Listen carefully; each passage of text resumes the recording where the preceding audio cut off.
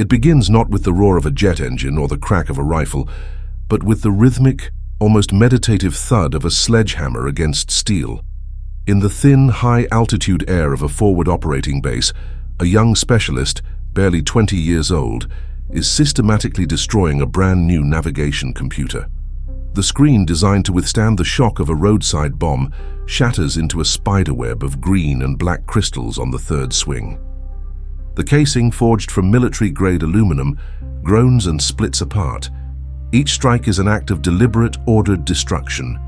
This single piece of equipment, which cost the American taxpayer more than he would make in a year, is being rendered into scrap. It is not broken. It is not obsolete. It is simply too expensive to send home. Multiply that single, quiet act of violence by 100,000.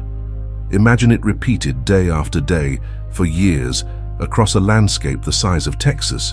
Trucks, generators, medical equipment, entire buildings, all built, shipped, and then destroyed or abandoned. This is the quiet, grinding epilogue to a story that began in fire and fury. This is the sound of 2 decades and more than $2 trillion turning to dust. It is the sound of a promise being broken, not with a bang, but with the steady, hollow clang of waste. It is a war fought and lost, not just on the battlefield, but on the spreadsheet, in the shipping container, and in the quiet, desperate calculus of what to save and what to leave behind for the ghosts. To understand how a nation could build a $2 trillion graveyard, you have to remember the wound that started it all. You have to go back to a September morning of impossible blue skies, a morning that was shattered by plumes of smoke and ash that rose against the skyline of a nation that believed it was untouchable. In those first hours and days, there was a terrible clarity. The confusion and the grief coalesced into a single unifying purpose, a vow of vengeance spoken in the rubble. The enemy had a name, al-Qaeda. And they had a sanctuary, the stark, unforgiving mountains of Afghanistan, a land ruled by the Taliban. The mission in the beginning was as simple and as sharp as a bayonet. Find the men who did this, destroy their network, and punish those who gave them shelter. It was not a war of occupation. It was a punitive expedition, a manhunt on a global scale. In the fall of 2001, a handful of American Special Forces operators, with beards and local scarves, rode on horseback alongside warlords of the Northern Alliance. They carried satellite phones and laser designators, calling down the wrath of B-52s flying so high they were invisible to the naked eye. The Taliban regime, which had seemed so entrenched, so medievally permanent, crumbled in a matter of weeks. Kabul fell, Kandahar fell. The speed of the victory was intoxicating. It felt righteous. It felt clean. It felt finished. America had kicked in the door, held the enemy to account, and proven that no corner of the world was safe for those who would attack its shores. But it is in the aftermath of a swift victory that the seeds of a long failure are often sown. The ghost of Vietnam, the quagmire of a generation past, whispered a warning: declare victory and go home. But another ghost whispered too. The ghost of the 1980s, when America had armed the Mujahideen to fight the Soviets and then turned its back, leaving a power vacuum that was filled by civil war, chaos, and ultimately the Taliban. A new consensus emerged in the halls of power in Washington. It was not enough to simply punish. This time America had to stay. This time America had to rebuild. And so the mission began to change. It stretched, it morphed, it grew in ambition until it was nearly unrecognizable. The sharp, clear objective of counter-terrorism blurred into the vast, hazy dream of nation-building. The goal was no longer just to kill or capture a few hundred terrorists. The new goal was to transform one of the poorest, most tribal and most war-torn countries on Earth into a stable, modern, centralized democracy with a functioning market economy and a Western-style military capable of defending its own borders. It was perhaps the most ambitious and hubristic engineering project in modern history, and it would be fueled by an unprecedented river of money, equipment, and manpower, a logistical torrent that would reshape the very landscape of the country. This is where the true war began, not for the soldiers on patrol, but for the logisticians, the planners, and the contractors. Afghanistan is a landlocked island of rock and dust. It has no deep water ports. Its neighbors are to varying degrees unstable or unfriendly. In 2001, it had almost no paved roads, no reliable electrical grid, no national banking system. Every single thing the American project required, from bullets to bootlaces, from bottled water to bags of concrete, from laptops to power steering fluid, had to be brought in from the outside world. It created a supply chain of almost comical complexity, a fragile umbilical cord stretching halfway around the globe. Supplies would be shipped to the port of Karachi in Pakistan and then loaded onto thousands of trucks for the perilous week-long journey through tribal territories and up the winding, treacherous Khyber Pass. This route, known as the Pakistan Ground Lines of Communication, or PACLOC, became the great artery of the war. It was also a point of incredible vulnerability, subject to militant attacks, border closures, and systemic corruption. When that artery was constricted, another one had to be opened. The Northern Distribution Network, a sprawling web of rail and road routes that snaked through Russia and the former Soviet republics of Central Asia at an astronomical cost. Into this logistical vortex, America began to pour its treasure. It wasn't just about supplying its own troops. The nation-building project demanded more. It demanded asphalt to pave roads that had never existed. It demanded turbines for hydroelectric dams in valleys ruled by warlords. It demanded textbooks for schools that had no teachers and medical supplies for clinics that had no doctors.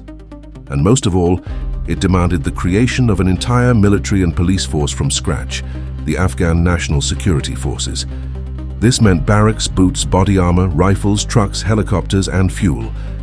An endless, insatiable demand for the material of a modern state, all of it needing to be manufactured elsewhere, shipped across oceans, flown over continents, and trucked across mountains to a place that had, for centuries, resisted the very idea of a centralized state. The initial righteous war of vengeance had become a war of inventory, a war of infrastructure, a $2 trillion wager that you could airlift a nation into modernity. And every single screw, every gallon of gasoline, every pallet of cash that arrived at Bagram Airfield was a testament to American power and another small stone in the foundation of its eventual, spectacular failure. To understand the scale of the undertaking is to first understand its smallest component, the individual American soldier. In the high-altitude, thin-air environment of the Hindu Kush, a soldier on a multi-day patrol didn't just need ammunition and a rifle. They needed a constant, meticulously calculated input of energy and hydration simply to function. The baseline was 4,000 calories a day, but in the grueling summer heat or the freezing winter mountains, that could easily climb to over 6,000. This demand was met by the meal, ready to eat, the MRE, a vacuum-sealed 1,250-calorie package of sustenance, 3 to 4 MREs per soldier, per day. Then came water. In the arid south, a soldier could consume over 2 gallons of water daily just to stave off dehydration. That's more than 16 pounds of dead weight. Every drop had to be purified or, more often, bottled and shipped from half a world away. Add to this a standard combat load, 210 rounds of 56mm ammunition for an M4 rifle, 4 fragmentation grenades, batteries for radios, for night vision goggles, for GPS units. The modern soldier is a walking power grid, and that grid runs on a river of lithium and alkaline, a river that had to be flown into Bagram and trucked to the front. Now multiply that single soldier's needs by 100,000, the peak number of American troops in the country. That's 300,000 MREs, nearly 200,000 gallons of bottled water, millions of batteries and tons of ammunition every single day. This figure doesn't even account for the 300,000 soldiers and police of the Afghan National Security Forces who were being equipped to the same material-intensive standard. The daily requirement was not for a convoy. It was for an armada of trucks, a fleet of cargo planes, operating in perpetuity.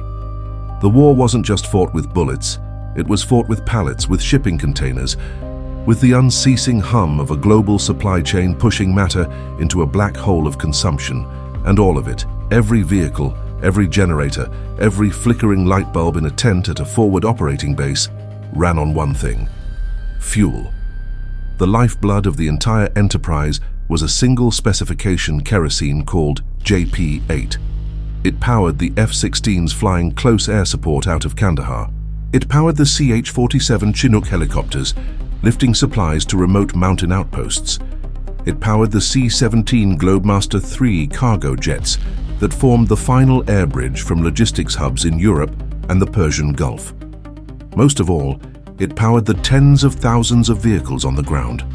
The tyranny of fuel governed every aspect of the war. At the height of the conflict, the US military was burning through more than 1.5 million gallons of fuel in Afghanistan every day. The primary consumer of this river of oil was a machine that came to define the war: the MRAP, or Mine-Resistant Ambush Protected Vehicle. A direct response to the devastating effectiveness of the improvised explosive device, the IED, the MRAP was an engineering marvel of survivability. It featured a V-shaped hull designed to deflect an explosive blast away from the crew compartment, and it was armored to withstand heavy machine gun fire. It saved countless lives. But this protection came at a staggering logistical cost. A standard-issue MATV, one of the smaller MRAP variants, weighed over 14 tons and was powered by a 7.2-liter diesel engine that gave it a fuel efficiency of perhaps 5 miles per gallon on a good day, on a paved road. The larger Cayman and Max Pro models weighed over 25 tons. They were too heavy for many of Afghanistan's bridges, too wide for its ancient mountain passes, and too complex for battlefield repairs. They became gargantuan, thirsty beasts that required their own dedicated supply lines of fuel and spare parts, a logistical tail that wagged a very large dog. To keep these machines running, and the bases they operated from powered, required the most dangerous job in Afghanistan: the Combat Logistics Patrol. A convoy of fuel tankers, each holding thousands of gallons of JP-8, would set out from a major hub like Bagram or Kandahar, destined for a remote combat outpost. This was not a simple delivery run. It was a deliberate, heavily armed military operation. A dozen MRAPs might be required to escort just a handful of fuel trucks. Drones and helicopters flew overhead, scanning the road for IEDs. The journey was a slow, methodical crawl through hostile territory. The cost was measured not just in dollars, but in lives. So great was the expense and the danger that the price of a single gallon of JP-8, which might cost $3 at the refinery in Houston, could skyrocket to over $400 by the time it was pumped into a generator at a small outpost in the Peck Valley. Americans were fighting and dying not just to attack the enemy, but to move fuel. The logistics had become the war. The forward operating bases these convoys supplied were islands of American engineering dropped into a medieval landscape. They were modular, scalable, and entirely dependent on the umbilical cord of supply. A small FOB for a company of 150 soldiers required an incredible infrastructure. Diesel generators, often running 24 hours a day, powered everything from sophisticated surveillance systems to air conditioning units that made the 120-degree Kandahar summer bearable. Water purification units, capable of processing thousands of gallons a day, were flown in by helicopter. Perimeter defenses were a complex system of HESCO bastions, wire mesh containers filled with sand and dirt. Millions of these containers were shipped into the country, flat-packed, and then filled on site using front-end loaders, creating instant fortresses. Every FOB was a monument to the American ability to impose order on a hostile environment, but each one was also a voracious, insatiable consumer of parts, fuel, food, and water. The more the military fortified its presence, the more it had to feed the beast it was creating. It was a perfectly closed loop of escalating consumption, a snake eating its own tail, one convoy at a time. The engineering that was meant to win the war was slowly, inexorably becoming the mission itself. But for the soldier at the far end of that umbilical cord, the mission had a different name. It was called waiting. It was called hoping. It was called making do. When the beast of logistics faltered, when the snake choked on its own tail, the grand strategy and the multi-billion-dollar contracts dissolved into the brutal, immediate reality of a single human being, cold, hungry, and exposed. The true cost of the logistical war wasn't measured in spreadsheets at the Pentagon. It was measured in the shivers of a 19-year-old Marine from Ohio guarding a pass in the Hindu Kush. Consider a small combat outpost in the Kunar province, a place of jagged peaks and deep shadowed valleys where winter arrived not as a season, but as a siege. For the platoon there, the weekly resupply helicopter was more than just a delivery service. It was their only connection to the outside world, a noisy, dust-kicking promise that they had not been forgotten. But one November, the snows came early, and with a vengeance. The first scheduled flight was cancelled, then the second. By the 9th day, the outpost was an island in a sea of white. The logistics that had seemed so overwhelming, so all-encompassing, had been defeated by frozen water. The first thing to go was the variety of food. The hot meals, the so-called A rations, were a distant memory. They moved to MREs, the meal ready to eat. Soon the platoon sergeant decreed a new rule: 1 MRE per man, per day. A soldier designed to burn 4,000 calories on a simple patrol was now expected to subsist on 1,200. They tore open the brown plastic pouches with a grim ritualism, bartering a salt-caked cracker for a packet of peanut butter, hoarding Tabasco sauce like it was gold. The hunger was a constant low-grade hum in the background of their lives, a dull ache that sharpened the senses and frayed the nerves. Then, the bottled water ran out. For an army that had spent 2 decades preaching the gospel of hydration and sanitation, this was a cardinal sin. Their own doctrine forbade drinking local water. But doctrine doesn't quench thirst. They sent a fire team shivering to the stream that ran 100 meters outside the wire. They filled their jerry cans with the icy, clear water and brought it back, dumping in so many purification tablets that it tasted like a swimming pool. Every sip was a gamble, a silent prayer that dysentery wouldn't sweep through the camp and finish what the weather had started. Here was the fundamental absurdity. Surrounded by the very land they were meant to be securing, they were dying of thirst because the system to bring them clean water from a world away had broken. They were a technologically advanced army, reduced to the same survival tactics as a lost hiker. In the mountains of Paktika, the enemy wasn't hunger, but a cold so profound it felt like a physical presence. At Patrol Base Tillman, the generators were the heart of the camp. They powered the massive floodlights that turned night into a sterile, artificial day. They powered the sophisticated radio arrays and the screens that displayed the silent, ghostly images from the surveillance blimps floating miles above. And they powered the small electric heaters that made the plywood and canvas tents survivable when the temperature dropped to 10 below zero. One week, the fuel convoy didn't arrive. An IED had cratered the road, and the ensuing ambush had turned the escort mission into a protracted firefight. The trucks were stalled 40 miles away. The sergeant major at the patrol base had to make a choice that no manual could prepare him for. He ordered the heaters turned off. The only fuel they had left was for the radios and the perimeter defense systems. The mission came first. Security came first. Comfort was a luxury they could no longer afford. The cold seeped in through the floorboards, through the canvas walls, through the very fabric of their sleeping bags. Men wore every piece of clothing they owned, layering long underwear and fleece and Gore-Tex, and still they shivered. They huddled together, their breath pluming in the frigid air inside their own tents. To stay warm, they started burning things. They broke down empty ammunition crates. They chopped up broken HESCO frames. They burned discarded sandbags and the cardboard boxes their MREs came in, feeding a small sputtering fire in a metal drum that filled their shelters with a thin, acrid smoke. They were soldiers in the most powerful military on Earth, stationed on a base that had cost millions to build, burning their own trash to keep from freezing. The great American logistical machine, that marvel of modern engineering, had failed to deliver the one thing they needed most: simple heat. But the most visceral cost, the one that haunted soldiers in their dreams for years to come, was the feeling of running low on ammunition in a firefight. It was the ultimate failure of the system, a betrayal at the most critical moment imaginable. In the Pech Valley, a Marine squad was pinned down in a contact, the deceptively sterile term for a moment of sheer deafening terror. They had walked into a well-laid L-shaped ambush. The crack of incoming rounds was constant, a hornet's nest buzzing around their heads, punctuated by the deep, resonant crump of RPGs.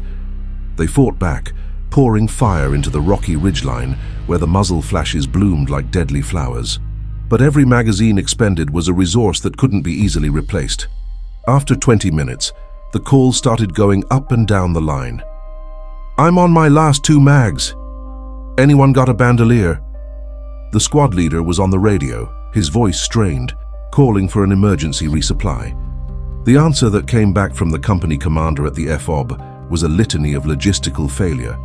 The quick reaction force was tied up, responding to another attack. The choppers were grounded by a dust storm. A resupply convoy had hit an IED that morning and was blocking the only viable road. There was nothing coming. They were on their own. The metallic taste of fear filled their mouths. A Marine would fire a 3-round burst, then drop his magazine, consciously saving the last few rounds. The rate of fire slackened. The enemy, sensing the weakness, grew bolder. The incoming fire intensified.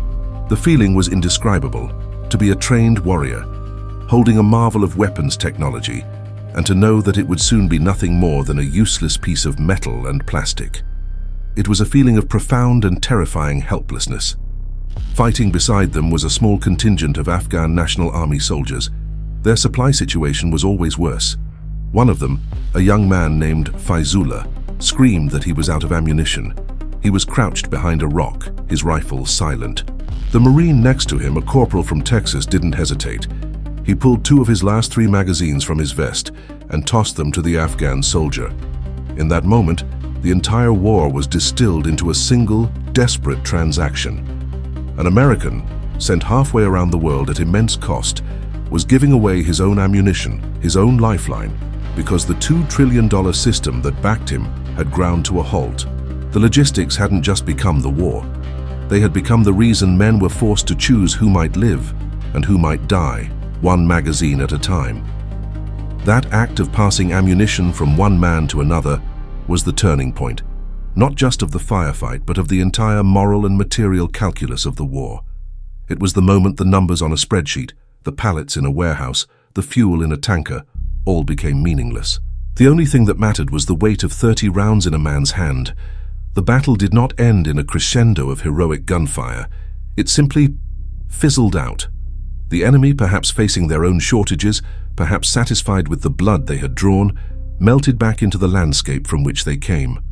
The silence that followed was heavier than the gunfire, thick with the smell of cordite, hot metal, and the coppery tang of blood. The corporal from Texas sat with his back against the warm rock, clutching his last lonely magazine. He had survived. But the feeling was not of victory. It was the cold, hollow certainty of a system that had utterly failed him and had forced him to gamble with his own life and the life of an ally because a truck hit a mine a dozen miles away. This scene, played out in countless variations across the valleys and mountains of Afghanistan, was a prophecy. It foretold the end. Not an end of treaties and flags coming down, but the end of the illusion that overwhelming logistical power guaranteed success. The war machine was a vast, intricate network of arteries and veins, pumping the lifeblood of war, beans, bullets, and black oil, to the farthest capillaries. But Afghanistan was a body that rejected the transplant. The roads were too few, the mountains too high, the enemy too fluid. The cost of keeping a single soldier at a remote outpost for 1 year spiraled into the millions. A fortune spent simply to exist in a place that didn't want you there. For every gallon of fuel burned by a generator at a forward operating base, gallons more were burned by the trucks and helicopters it took to get it there. It was a snake eating its own tail, a logistical Ouroboros consuming treasure and lives in a pointless, circular journey. And when it was over, when the last C-17 clawed its way into the sky from Kabul, what was left behind was the evidence. A $2 trillion graveyard. Go to Bagram Airfield today. The wind whistles through the empty hangars, once home to the most sophisticated aircraft on Earth. It kicks up dust on the sprawling flight line, a city of concrete built in the middle of nowhere.